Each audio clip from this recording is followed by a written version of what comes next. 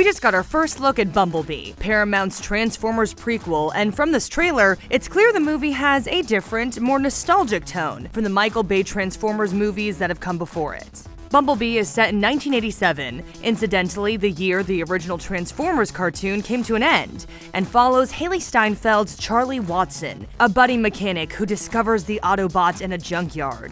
Charlie wears a Motorhead t-shirt, and while this is clearly a shirt for the rock band, it also doubles as a reference to the similarly named G1 Decepticon Micromaster. And Charlie is a mechanic and car enthusiast, so yeah, she's also a Motorhead. Bee's disguised as a Volkswagen Beetle, as he was in the original G1 incarnation of the character.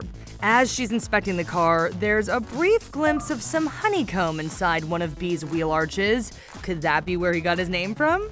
As Bumblebee transforms, we get our first good look at his new design. While consistent with the design we've seen in other movies, its simplified, blockier design is more strongly reminiscent of his G1 appearance. Here, Bumblebee dons his insect-like combat mask. In the movies, the Transformers have the ability to scan and imitate new vehicles, but it appears Bumblebee has taken a little inspiration from the bees nesting beneath his wheels. If you compare this shot of Bumblebee with how he looks earlier in the trailer, you'll notice differences in his design. It's likely we'll see Bee transform into more than just a VW bug during the movie. The chest piece and gauntlets imply it might be some sort of construction vehicle. Starscream, Megatron's lieutenant in the Bay movies, appears to be the central antagonist. Again, like Bumblebee, he more closely resembles his G1 appearance than he did in those previous movies. Joining Bumblebee and Starscream from the Bay films are Sector 7, the secret government bureau responsible for dealing with extraterrestrial technology and threats. But instead of John Turturro, it'll be John Cena's Burns representing Sector 7 this time around.